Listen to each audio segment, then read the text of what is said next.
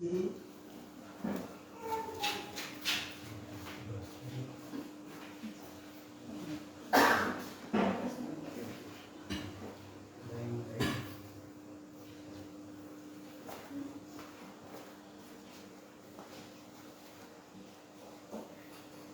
Bapak Ibu Saudara yang terkasih dalam Tuhan Yesus. Shalom. Baik yang online maupun yang offline, pada malam hari ini mari kita mau datang kepada Tuhan. Kita satukan hati kita.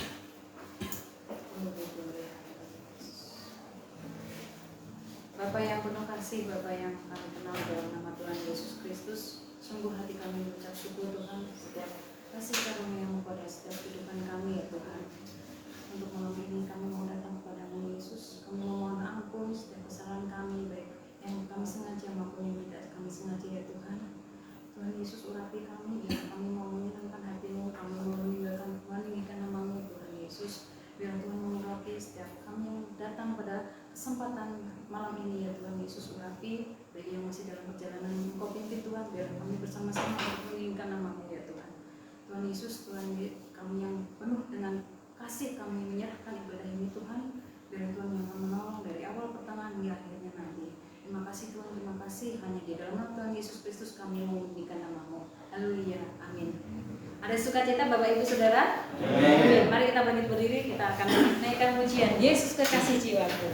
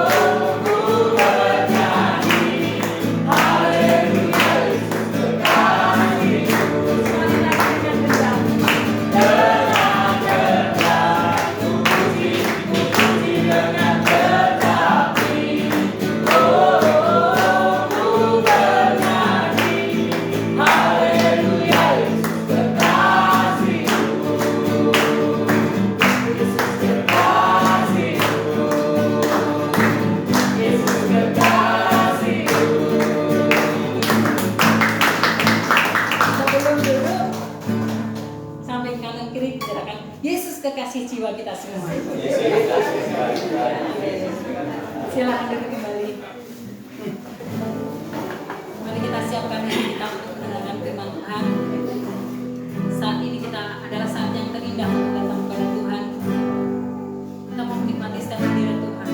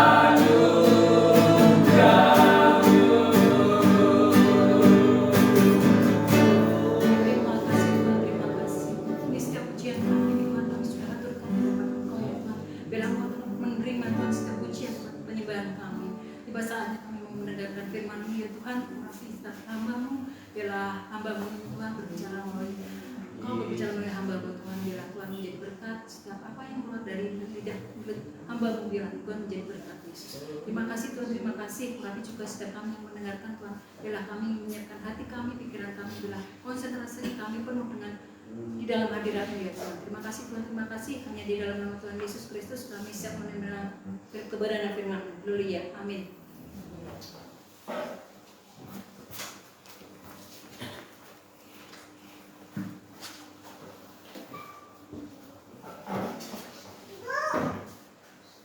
Bapak Ibu dan saudara-saudara semuanya, baik yang ada di camp maupun dimanapun kita berada, selamat malam, salam. Shalom. Haleluya, puji Tuhan. Pada kesempatan malam hari ini kita dapat bertemu dalam kondisi badan yang sehat sehingga dapat memuliakan nama Tuhan.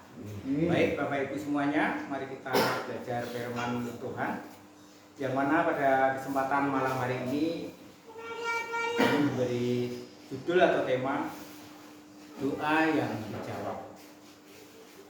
Nanti kita siapkan di dalam Matius bab 6 ayat 5 sampai 15. Bapak Ibu semuanya, bahwa kita ketahui doa itu adalah nafas rohani kita. Bagi umat Kristen, kita orang yang percaya, doa itu adalah menjadikan suatu kehidupan karena disebut nafas rohani kita. Kalau jarang berdoa berarti oksigen yang ada di dalam tubuh kita itu berarti kurang. Kalau kurang berarti kondisi kurang sehat. Namun kalau kita rutinitas dalam berdoa bahkan sering, otomatis seperti halnya tubuh membutuhkan oksigen yang cukup untuk kehidupan kita. Untuk itu memang pas pantas kalau doa itu disebut sebagai nafas kehidupan orang percaya. Bapak Ibu yang dikasihi oleh Tuhan, juga perlu kami sampaikan bahwa doa bagi setiap orang percaya itu ibaratnya seperti gaya hidup, kebiasaan, karakter. Kalau sudah membiasakan kita berdoa, otomatis rasanya itu ada yang kurang seandainya kebiasaan yang baik itu belum dilakukan. Mungkin bisa pagi hari mau aktivitas, kita selalu berserah kepada Tuhan, memohon kepada Tuhan. Tetapi kalau seandainya itu lupa, terburu karena waktu, seolah-olah ada yang lupa. Ya. Jadi tidak hanya HP yang ketinggalan yang merupakan suatu suatu kebutuhan agak contoh nek basa Jawa ini apa Indonesia. Ya istilahnya kebutuhan yang harus kita membuat kita itu pede, percaya diri. Seperti halnya dengan doa. Kalau kita itu sudah siap dengan doa, otomatis melangkah mau melakukan sesuatu itu rasanya nyaman karena disertai oleh Tuhan. Jadi kadangkala juga istilahnya boleh saya katakan ciri-ciri yang sudah memiliki karakter dengan kepribadian atau kebiasaan doa itu kalau tidak dilakukan itu rasanya merasa kurang, tidak nyaman. Kalau sudah merasakan seperti itu berarti tanda-tanda kita sudah menjadikan gaya hidup doa itu seperti hal yang suatu kebiasaan rutinitas yang baik. Untuk itu mari kita belajar tentang doa yang diajarkan oleh Tuhan Yesus. Pertama kali tentang doa Bapa kami. Ya ini yang tertulis di dalam Matius bab 6 ayat 15 dan atau sampai ayat 5 sampai 15.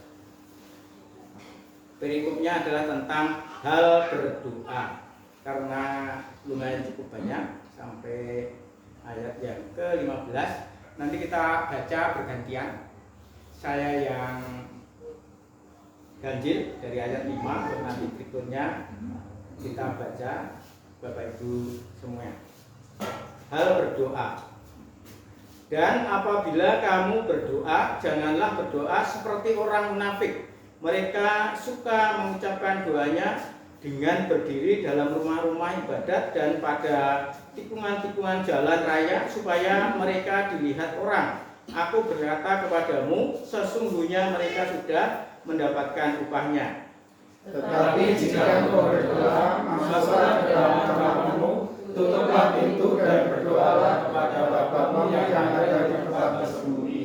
Maka Bapamu yang melihat yang tersembunyi akan membalasnya kepadamu. Lagi pula dalam doamu itu janganlah kamu bertele-tele seperti kebiasaan orang yang tidak mengenal Allah. Mereka menyangka bahwa karena banyaknya kata-kata doanya akan dikabulkan. Jadi janganlah kamu seperti mereka, karena Bapamu yang yang memurahkan sebelum kamu minta kepadanya. Karena itu berdoalah demikian. Bapa kami yang ada di surga, dikuduskanlah namamu. Datanglah kerajaanmu, jadilah kehendakmu di bumi seperti di surga. Berikanlah kami pada hari ini makanan kami yang secukupnya, Dan ampunilah kami akan kesalahan kami, seperti kami juga mengampuni orang yang bersalah pada kami. dan janganlah membawa kami ke dalam pencobaan, tetapi lepaskanlah kami daripada yang jahat. Karena Engkaulah yang mempunyai kerajaan dan kuasa dan kemuliaan sampai selama-lamanya. Karena jika seseorang mengampuni kesalahan orang, Bapamu yang di surga akan mengampuni kamu juga. Bersama-sama. Tetapi jika kamu tidak mengampuni orang, Bapamu juga tidak akan mengampuni kesalahanmu. Demikian ayat yang akan kita bahas, kita pelajari bersama-sama. Tuhan, kita sudah membaca doa yang diajarkan oleh Tuhan Yesus, yaitu tentang doa Bapa kami. Perlu kami sampaikan bahwa di dalam doa Bapa kami itu ada 3 bagian. Yang pertama adalah tentang pujian kepada Bapa. Kemudian yang kedua adalah permohonan yang disampaikan. Kemudian yang ketiga adalah penyerahan diri. Untuk itu mari kita pelajari apa yang dimaksud makna-makna atau bagian-bagian itu. Yang pertama di situ disebutkan adalah Bapa kami yang di surga. Ini yang pertama adalah mengawali doa. Kita itu menyebut Bapa itu posisinya jelas, alamatnya jelas, yaitu Bapa yang di surga. Seandainya kita mengirim surat saja, kalau sekarang pakai WA tidak surat, tetapi mesti namanya sudah tercantum di situ. Paling tidak nomornya sudah tercantum di situ. Nah, kalau kirim surat saja sudah pasti ada alamat yang jelas. Demikian pula kalau kita berdoa menyebut nama Bapa yang ada di surga. Jadi jelas yang dipanggil, yang disebut itu adalah Bapa, Tuhan kita. Yang pertama adalah Bapa kami yang ada di surga. Jadi kita tidak salah alamat. Kemudian di situ ditegaskan tentang panggilan Bapa. Ini menunjukkan hubungan yang erat sekali. Bapa terhadap anaknya, Tuhan terhadap jemaatnya. Nah, ini adalah suatu keberuntungan bagi kita orang percaya kepada Tuhan, memiliki Allah yang tidak jauh, boleh dikatakan sebatas doa. Kita menyebut seperti halnya orang tua kita, Bapa kita yang di dunia saja ini sangat mengasihi, memperhatikan apa yang menjadi kebutuhan anak-anaknya, keluarganya. Itu adalah Bapa yang baik. Apalagi Bapa yang di surga, itu pasti demikian. Nah, itu yang pertama, tentang kita mengaturkan pujian sebelum meminta sesuatu yang lain. Doa yang pertama adalah pujian Bapa yang di surga, Bapa yang baik, Bapa yang dekat dengan kita. Kemudian yang berikutnya, dikuduskanlah namamu. Ini mengandung makna dikuduskanlah namamu. Kita itu menghormati, memuji Tuhan karena kita adalah ciptaannya. Jadi Tuhan di sini adalah Tuhan pencipta langit dan bumi. Jadi dikuduskanlah namamu karena Dia yang mempunyai di dunia ini, yang menciptakan dunia ini. Jadi kita sudah memuliakan, memuji, menyebut Engkaulah yang mempunyai semuanya yang ada di dunia ini.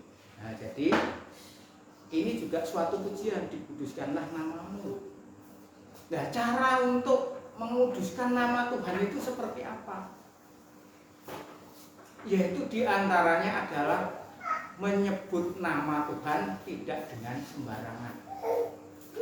Orang sak dewe-dewe nama karena kudus, nah yang maha kuasa, maha suci, yang berkuasa, yang empunya baik di dunia maupun di surga. Patutlah kita istilahnya menyebut dengan puji-pujian yang baik-baik, yang kudus-kudus. Karena Tuhan adalah Allah yang mempunyai semuanya, pencipta langit dan bumi. Itu yang kedua, itu mengandung pujian. Kemudian yang ketiga, pujian yang ketiga adalah datanglah kerajaanmu, jadilah kehendakmu di bumi seperti di surga. Jadi disebutkan datanglah kerajaanmu. Raja, gambaran seorang kerajaan, pemerintahan. Raja itu adalah kedudukan yang paling tinggi. Raja itu mesti akan memberikan sesuatu yang baik bagi rakyatnya. Raja yang baik seperti itu, kecuali raja yang lalim. Nah, tapi di sini yang disebutkan di sini adalah gambaran seorang raja, seorang bapa, seorang istilahnya Allah kita, Tuhan Yesus yang kita sembah. Jadi raja di atas segala raja, raja yang baik.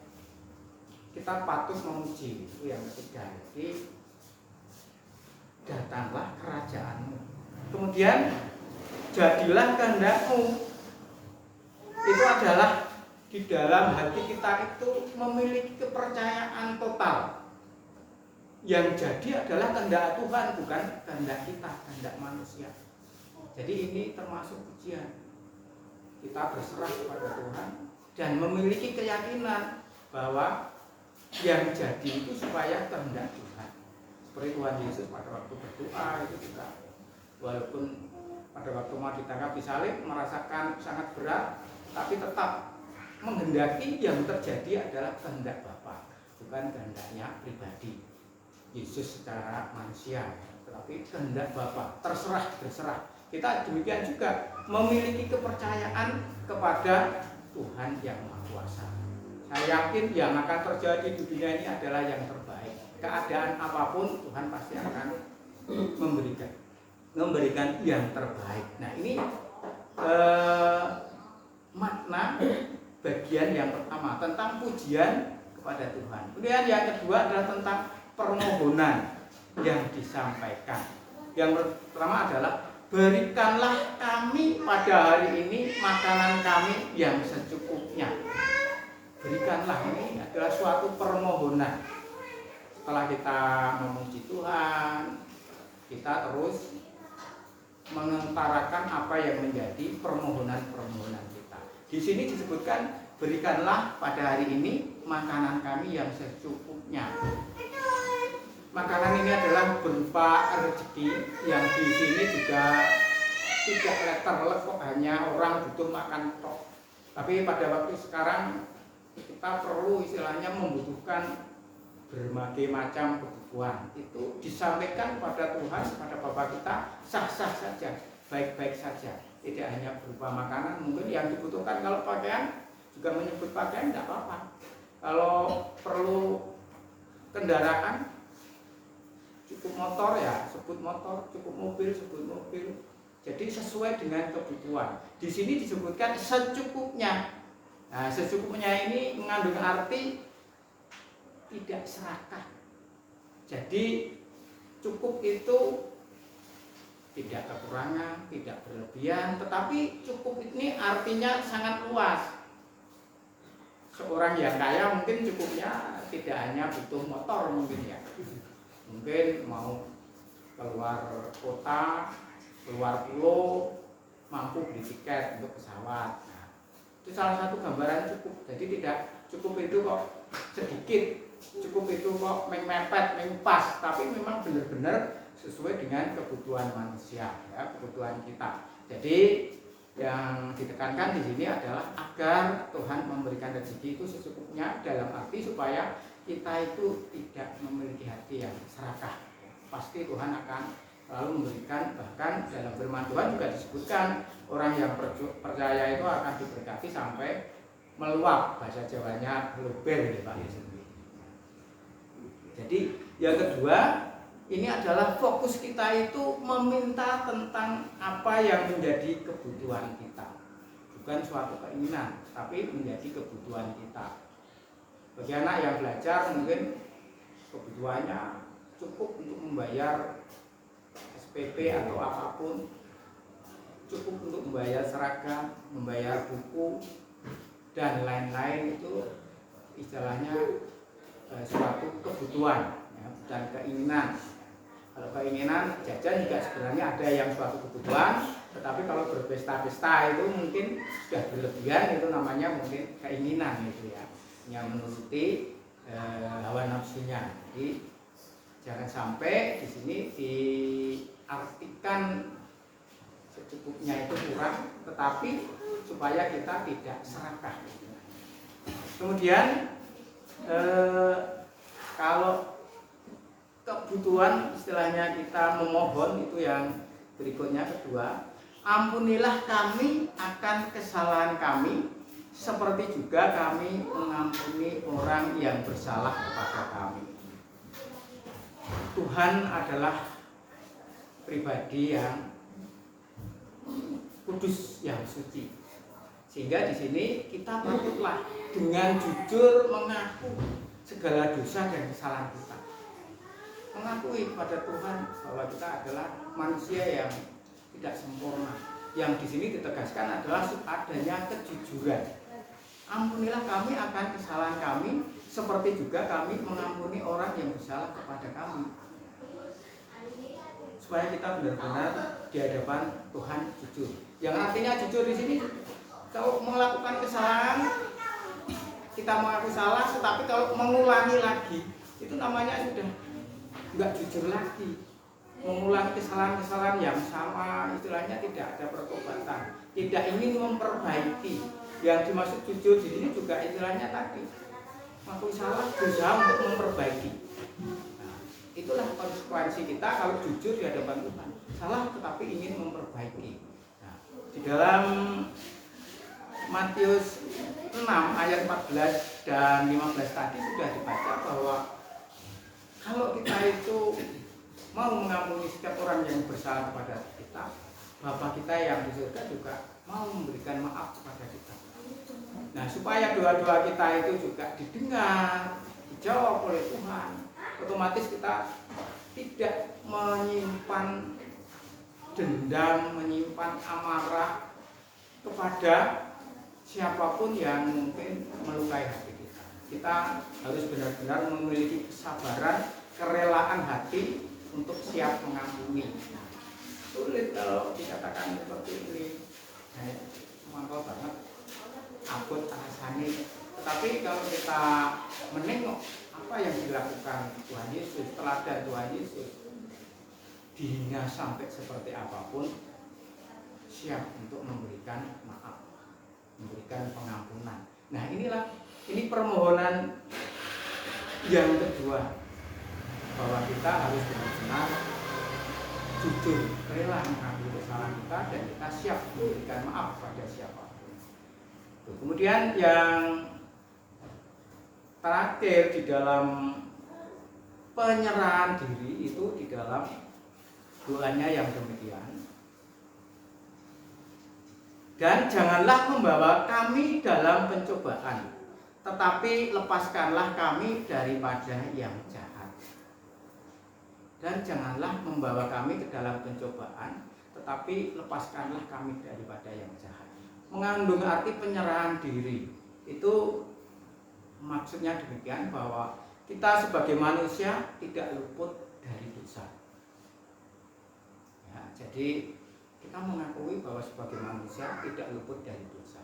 Untuk itu kita supaya istilahnya menyerahkan diri kepada Tuhan, mohon bimbingannya kepada Tuhan supaya mampu melepaskan dari pencobaan, mampu mengatasi berbagai macam godaan cobaan yang ada di dunia ini. Dengan kekuatan kita, kita adalah masih lemah. Tetapi di sini makanya mengandung arti menyerahkan kondisi kita yang kurang mampu, bahkan tidak mampu untuk mengatasi godaan ataupun dosa itu kepada Tuhan. hanya minta bimbingan, hanya minta perlindungan, petunjuk pada Tuhan. Terlebih di sini disebutkan, tetapi lepaskanlah kami daripada yang jahat, supaya kita tidak kena kejahatan, dampak dari orang lain. Juga termasuk supaya kita itu tidak melakukan kejahatan, ini artinya. Nah, caranya supaya kita itu juga mampu mengatasi untuk tidak terjebak dalam perilaku kejahatan itu di dalam Lukas 6 ayat 27. Coba kita tengok. Kita buka Lukas 6 ayat yang ke-27. Nah, tetapi kepada kamu yang mendengarkan aku berkata, kasihilah musuhmu, berbuatlah baik kepada orang yang membenci kamu. Kasihilah musuhmu, berbuatlah baik kepada yang membenci kamu. Nah, ini boleh saya sampaikan, ibaratnya itu adalah tip untuk mengatasi supaya kita itu tidak terjerumus dalam tindakan kesalahan, kejahatan. Ya, jadi caranya adalah melepaskan dari kejahatan itu harus membalas kejahatan dengan kebaikan. Caranya seperti itu. Kalau kejahatan kita merasa berani melawan, kita merasa dendam, kita merasa ingin istilahnya itu membalas atau melawan, itu kan sama artinya, sama kekuatannya. Kejahatan dilawan kejahatan, berarti akhirnya nanti apa? Akan bentrok, akan bertengkar. Tapi di sini supaya kita itu tidak terjebak dalam perilaku-perilaku kejahatan, siapapun yang istilahnya membuat kita kecewa, membuat kita rugi, membuat kita terluka, itu di situ disebutkan kasihilah musuhmu. Artinya kejahatan dilawan dengan kebaikan. Sehingga kita tetap kalau seperti itu kita melaksanakan kehendak Tuhan. Orang percaya memiliki hati yang baik, melakukan hal-hal yang baik.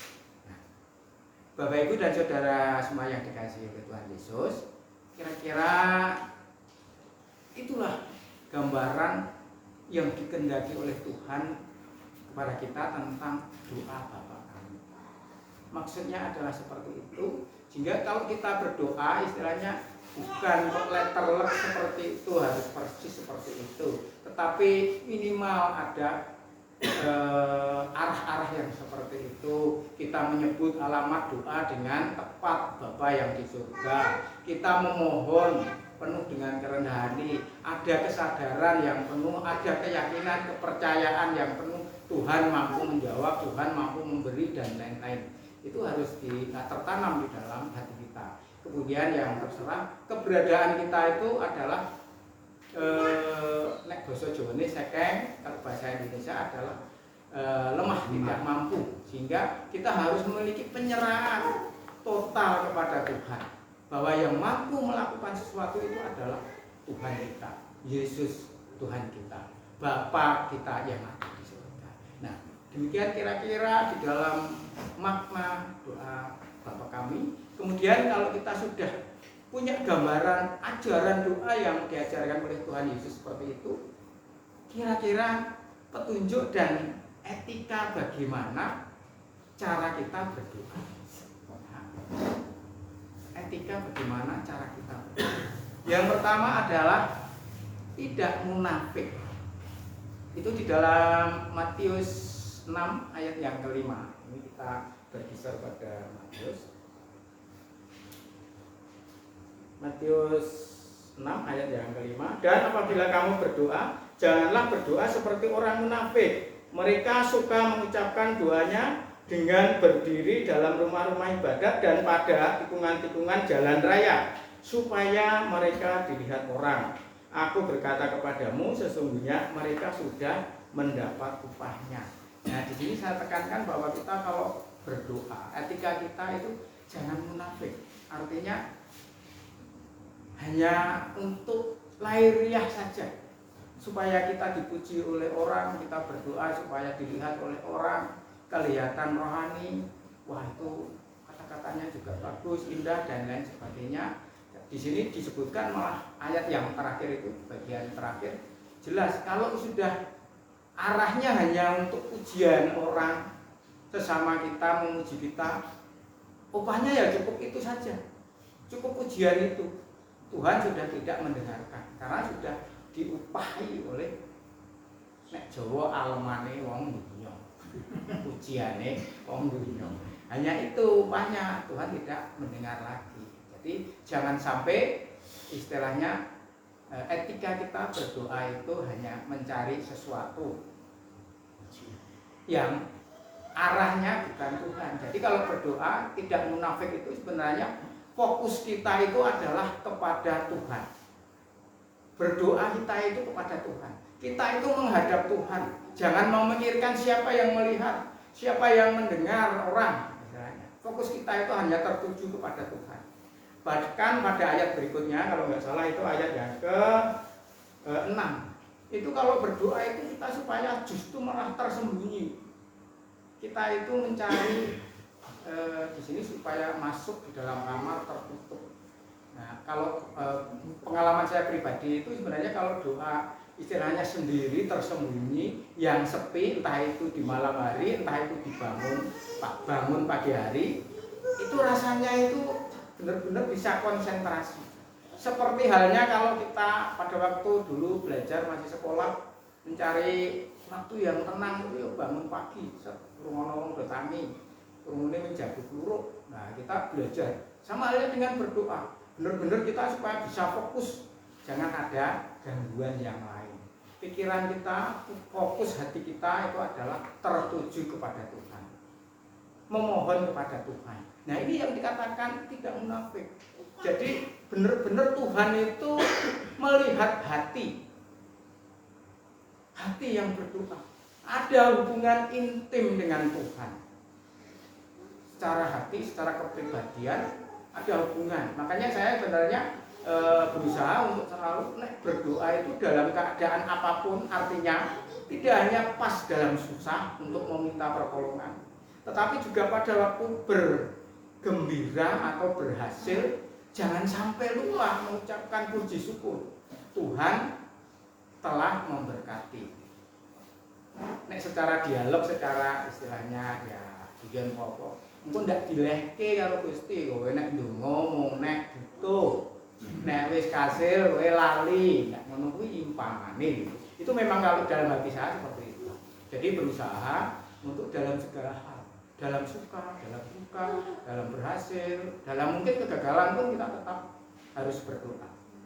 Nah, nanti Tuhan sendiri yang akan memberikan sesuatu yang lebih indah. Nah ini yang saya katakan adalah ada hubungan hati yang intim kepada Tuhan.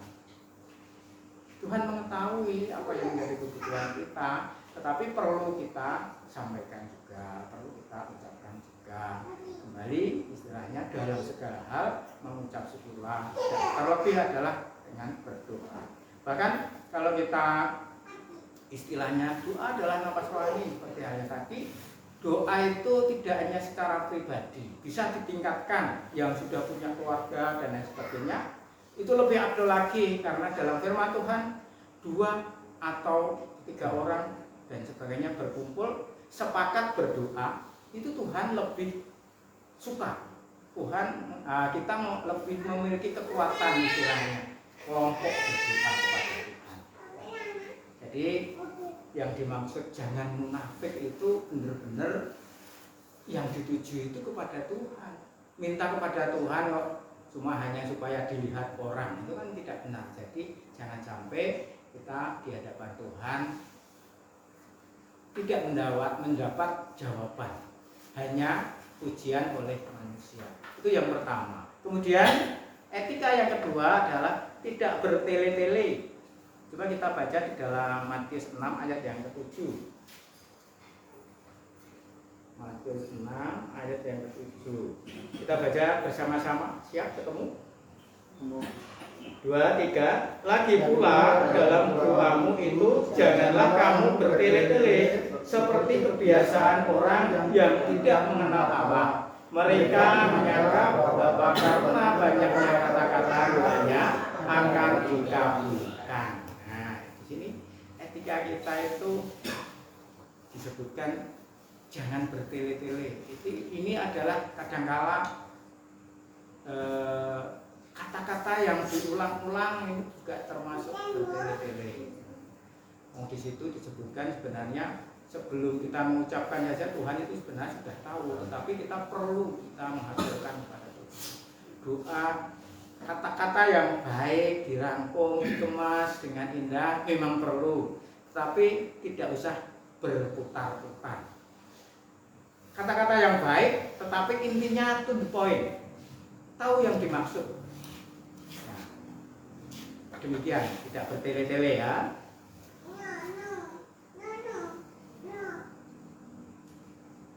Etika yang ketiga adalah tidak meragukan Tuhan.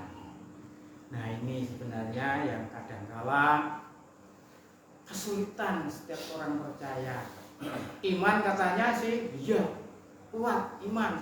Tetapi pada waktu dihadapkan dengan doa, pada waktu kita mengalami sesuatu yang katakanlah antara peperangan iman dan peperangan logika. Nah, itu yang kadangkala kita membuat kepercayaan pada Tuhan itu seolah-olah parah. Isora ya kogek. Bahasa Jawa ini kogek, bahasa Jawa medok. Jadi itu yang kadangkala membuat kita itu ragu. Kalau jelas secara teori mungkin yang namanya kanker ganas itu sulit untuk diobati. Nah, doanya terus ngambang. Kalau nangis doa Gusti nyuwun mantun atine ani apa iso ya iki penyakitku wis parah. Itu kan pertentangan. Nah, di sini yang dimaksudkan istilahnya supaya kita itu tidak meragukan Tuhan. Tidak meragukan Tuhan itu mengandung arti yang pertama, menyadari bahwa kita itu tidak sanggup lagi. Kalau itu istilahnya kalau kita itu sudah tidak sanggup mengatasi segala permasalahan, segala penderitaan, apapun bentuknya, cita-cita yang mungkin belum tersampaikan dan lain sebagainya. Tetapi kalau kita itu benar-benar berserah kepada Tuhan, kita itu menyadari kalau kita itu tidak sanggup, seperti yang saya parakan tadi, misalnya sudah kanker ganas, nah misalnya dokter itu sudah gampangannya ya sudah tidak sanggup. Nah, mau kepada siapa kita berserah? Tuhan, aku sudah tidak sanggup lagi, sakitnya luar biasa. Tuhan, aku hanya berserah kepadamu. Nah, di sini yang dimaksudkan, jangan sampai meragukan Tuhan. Tuhan adalah Maha Kuasa, tidak mustahil mampu memberikan semuanya. Mujizat masih ada. Yang perlu kita pupuk adalah iman kita, kepercayaan kita. Jangan sampai peperangan antara kepercayaan dan mungkin logika itu paron-paron.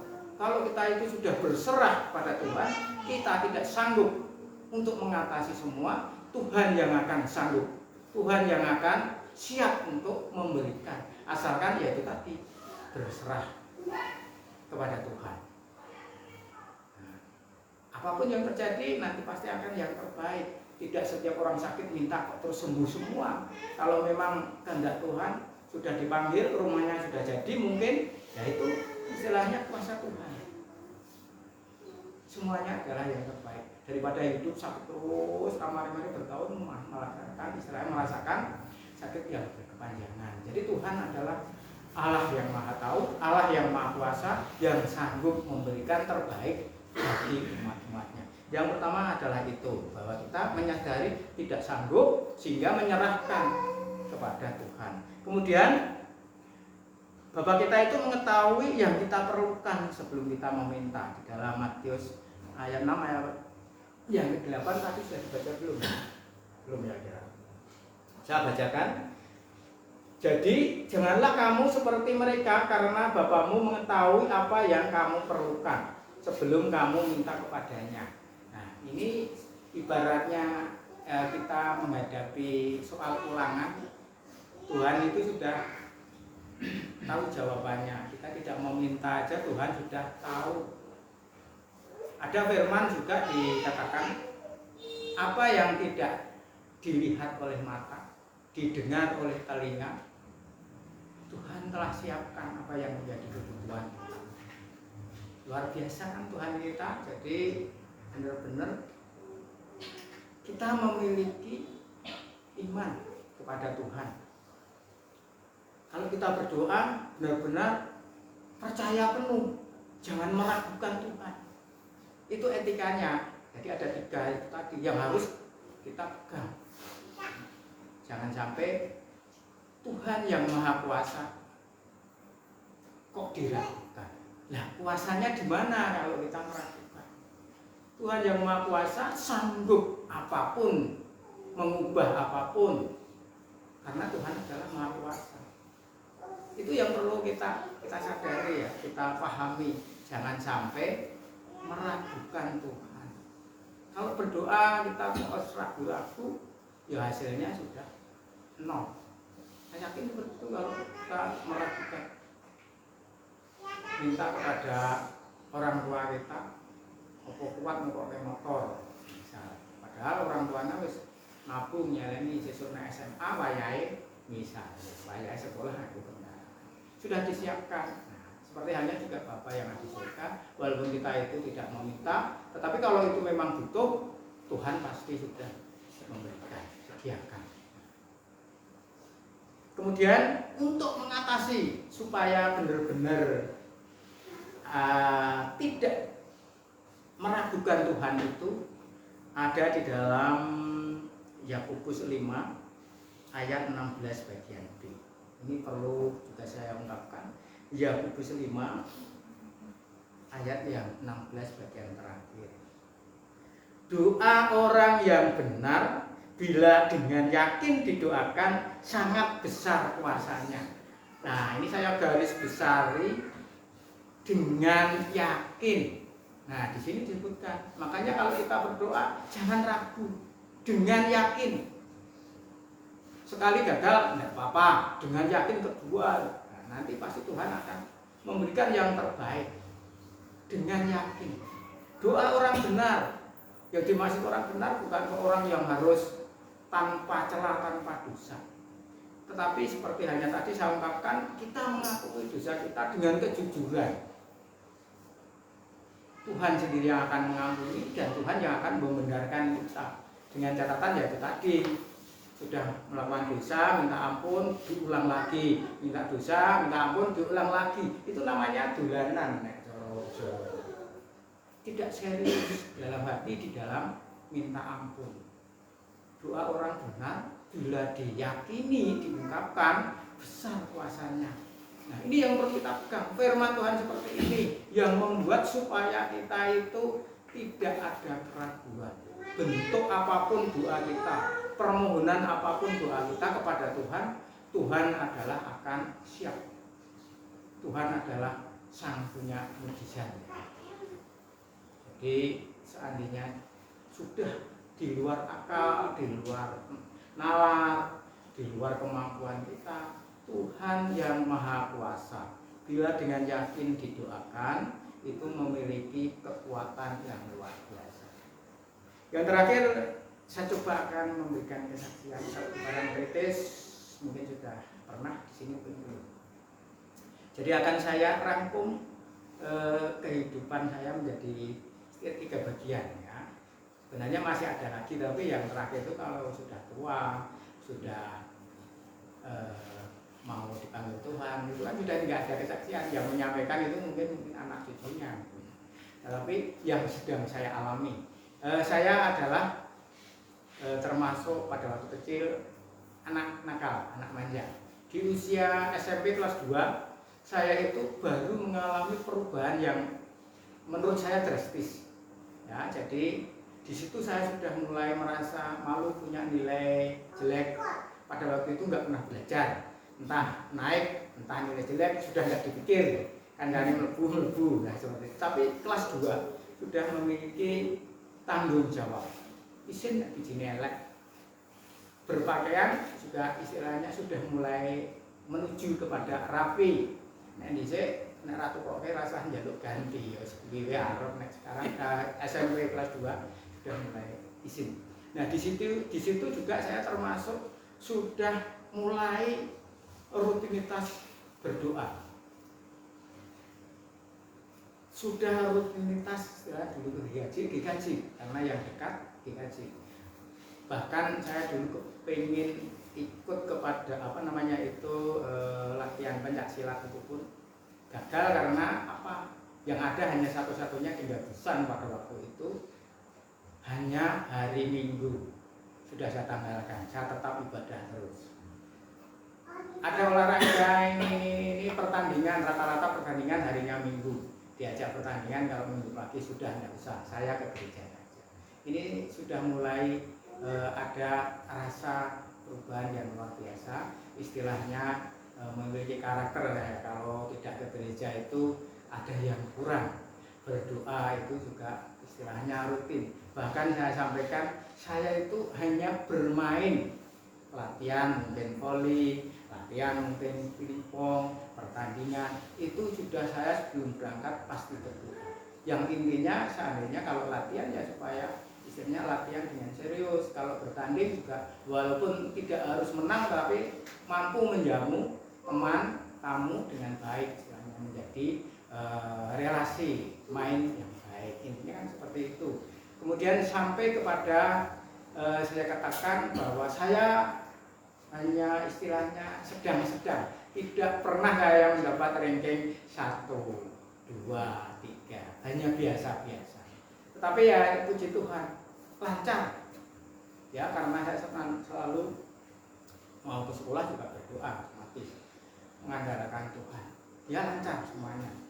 Sampai kepada saat selesai sekolah di SBO tahun 87, terus ada pendaftaran, saya langsung masuk daftar. Lumayan saya yang terakhir, istilahnya angkatan terakhir penerimaan besar-besaran. Saya hanya mengalahkan 2 orang. Jadi 1 lawan 2. Akhirnya diterima, tetapi di Gunung Kidul, daerah yang pelosok. Nah, doa saya apa? Tuhan, saya tidak mau nganggur. Apapun pekerjaan akan saya lakukan. Seandainya angon wedhus, itu pun saya siap.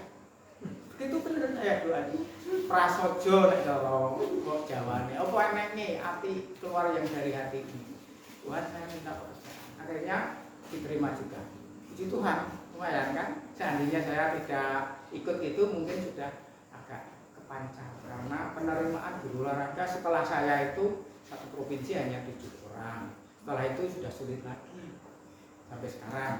Itu kan suatu berkat Tuhan. Doa. Sampai kepada yang terakhir sudah bekerja 3 tahun. 3 tahun. Tuhan, saya sudah bekerja. Kalau sudah layak, kiranya saya minta pendamping hidup.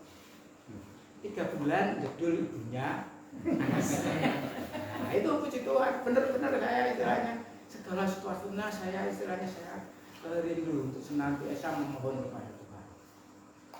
Ya bersyukur.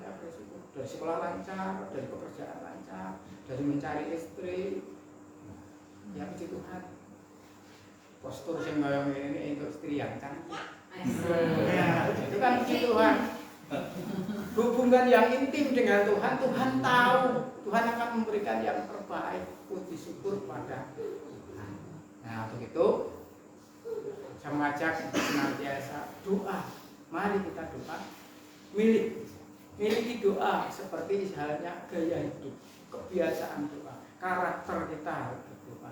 Sebelum melangkah bangun tidur, sebelum bekerja beraktivitas, serahkan kepada Tuhan. Pekerjaan yang akan kita lakukan, belajar yang akan kita lakukan, biar Tuhan sendiri yang menuntun. Belum halnya saya katakan istilahnya dalam perjalanan di situasi di jalan yang ramai, itu pun karena kita itu istilahnya berdoa bisa terluput dari bahaya misalnya.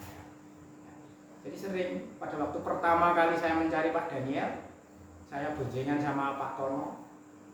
Ya karena sudah malam wis ngantuk, ora ketemu ya karena saya menunggunya tak kira kerandung iki sing pertolong ya. Saya tunggu di sana. Ya berulang-ulang.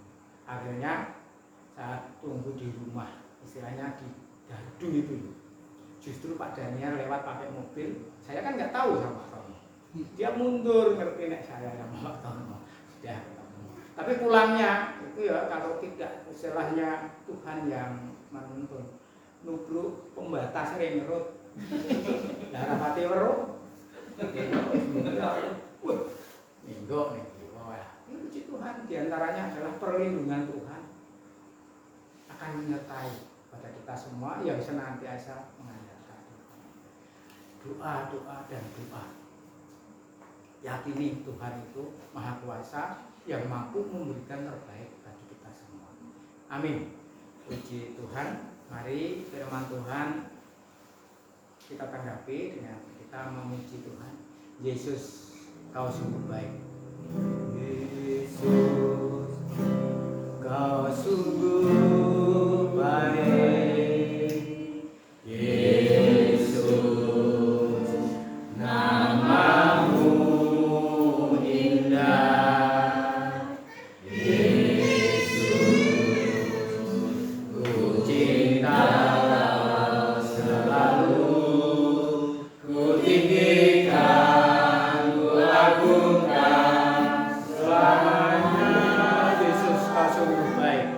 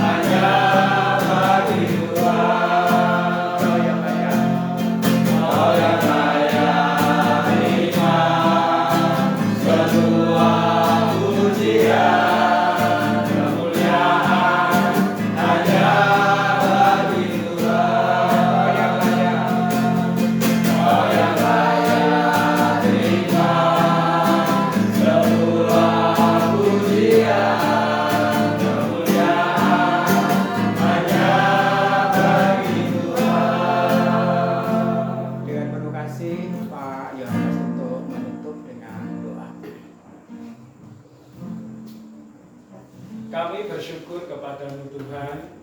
Terima kasih buat kebenaran firman-Mu yang membawa kami lebih mengerti lagi, dan kami percaya ini menjadi pegangan bagi kami Tuhan, bahwa setiap doa-doa kami Tuhan sudah dengar, Tuhan sudah menjawab, dan Tuhan memberikan yang terbaik bagi kami. Satu kerinduan kami di hadapan-Mu Tuhan, bahwa apapun yang kami minta di dalam nama-Mu Tuhan, Engkau pasti memberikan bagi kami, dan segala sesuatu itu mungkin bagi Engkau. Dan kami meyakini hal ini, bahwa ini semua untuk kemuliaan Tuhan saja. Terima kasih Tuhan buat hamba-Mu Pak Pri yang sudah menjadi saluran berkat lewat firman-Mu. Engkau memakai hamba-Mu dengan luar biasa, dengan urapan demi urapan, sehingga nama Tuhan juga yang terus dipermuliakan di dalamnya. Seberapa kami yang sudah hadir di tempat ini, kami juga percaya Tuhan sudah memberkati kami dengan berkat firman, berkat anugerah, berkat kemuliaan, damai sejahtera yang Tuhan sudah sediakan di dalam setiap kehidupan kami. Terima kasih Tuhan, meteraikan firman-Mu di hati kami, supaya kami terus bertumbuh, berbuah di dalam pengenalan kami akan Engkau. Terima kasih Tuhan, kami menyerahkan setiap kami yang hadir di tempat ini. Kami percayakan hidup kami hanya ke dalam tangan Tuhan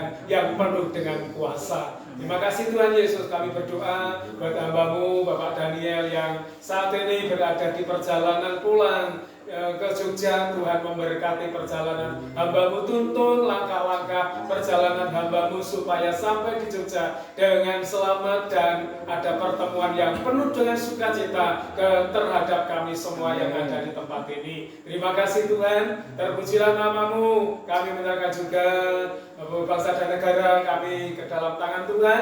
Biarlah bangsa ini mengalami salom di dalam Tuhan. Mari Bapa, Roh Kudus, Engkau memberkati bangsa ini, bahkan pemerintahan yang ada, Tuhan memberkati dengan melimpahnya, supaya pemerintahan yang ada ini boleh melakukan tugas-tugas mereka sesuai dengan apa yang mereka lakukan saat-saat ini. Terima kasih Tuhan, berikan hikmat bagi mereka, supaya mereka kembali untuk memuji dan mempermuliakan Engkau Bapa. Terima kasih, terpujilah nama-Mu. Kami juga menyerahkan Sendang Tirto dan sekitarnya ke dalam tangan-Mu Tuhan. Biarlah Sendang Tirto juga mengalami damai sejahtera yang luar biasa, mulai dari Bapak Lurah, staf-stafnya, bahkan sampai kepada Duko, RT, RW, warga masyarakat yang ada di Sendang Tirto. Tuhan berkati dengan luar biasa. Terima kasih Tuhan, terpujilah nama-Mu. Kami menyerahkan semua aktivitas kami sidang jemaat-Mu sepanjang hari ini, bahkan malam ini Tuhan terus memberkati. Sebentar kami pulang mengakhiri ibadah kami Tuhan, dan kami percaya bahwa Tuhan terus memberkati kami dengan berkat yang terus mengalir dalam setiap kehidupan kami semua. Terpujilah nama-Mu. Sebelum kami pulang, kami akan memberikan kurban persembahan untuk pekerjaan di tempat ini. Tuhan, tangan-tangan yang terulur Tuhan kuduskan dan kembalikan berkat-Mu dengan berlipat-lipat kali ganda. Terpujilah nama-Mu. Kami terus menyerahkan hidup kami sepenuhnya ke dalam tangan Tuhan. Maka sepanjang malam hari ini kami juga mau beristirahat. Kiranya sukacita yang luar biasa itu terus melimpah di dalam setiap hidup kami. Terima kasih Tuhan, kami pulang ke rumah kami masing-masing, yang jauh yang dekat, kiranya tangan Tuhan menolong, memberkati, melindungi, bahkan campur tangan di dalam setiap langkah-langkah kehidupan kami. Terima kasih Tuhan, terpujilah nama-Mu. Kami akan mengakhiri ibadah persetia malam hari ini dengan penuh ucapan syukur di dalam nama Bapa, Putra, dan Roh Kudus, di dalam namanya Tuhan Yesus Kristus. Haleluya. Amin. Silakan duduk Bapak Ibu dan saudara semua.